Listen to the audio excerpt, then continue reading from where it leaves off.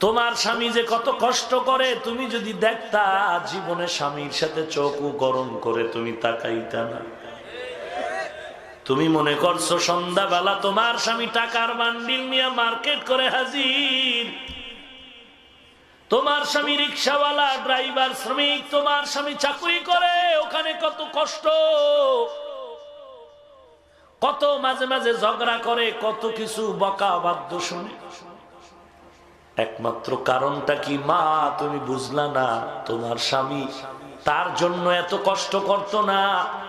একটা মানুষ যদি একা একা চলার চিন্তা করে, কারো পাও ধরে চলা লাগে না, স্বাধীনভাবেই চলতে পারে কিছু টাকা জমা করে।